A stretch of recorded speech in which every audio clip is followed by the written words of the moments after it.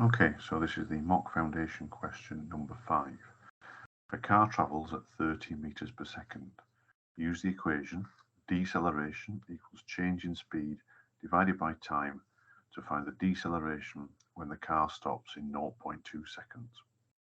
So in our equation here, we've got the car is traveling at 30 meters per second.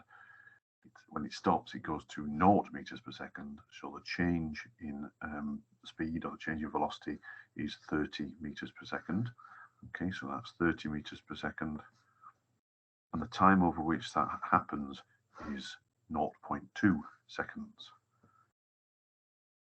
So 30 divided by 0.2, we cancel this. So 30 divided by 0.2 is 150 meters per second. So a very rapid deceleration. During an accident, the force on the passenger will depend on how long the car takes to stop, as shown in the table below. So we can see that if it stops over 0.2 seconds, the force is 12,000 newtons, and at 0.8 seconds, it's only 3,000 newtons. Describe what happens to the force as the stopping time increases. So the force decreases.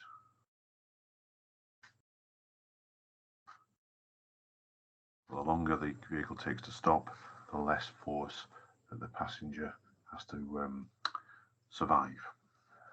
Okay, use the information in the table and your answer to A to find the mass of the passenger. Okay, so the mass is the force divided by the deceleration. Okay, so we saw in the introduction to the question that the car stops in 0.2 seconds.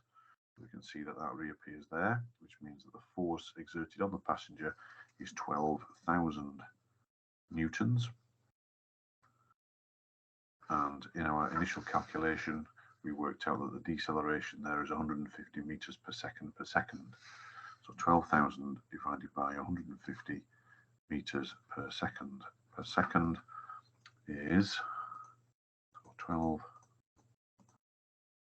divided by 150 is 80 kilograms, which is a reasonable mass for a person.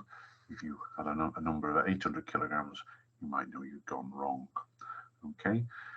Question C says, explain how crumple zones in cars protect passengers.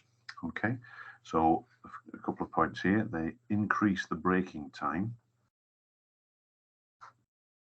because in absorbing the energy of the crash by crumpling up this, they make the car stop more slowly.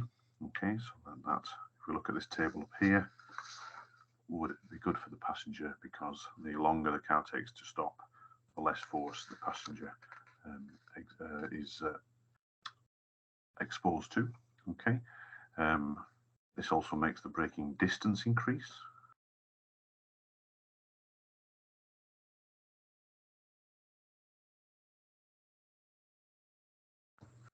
And those both things mean there's less force on the passenger.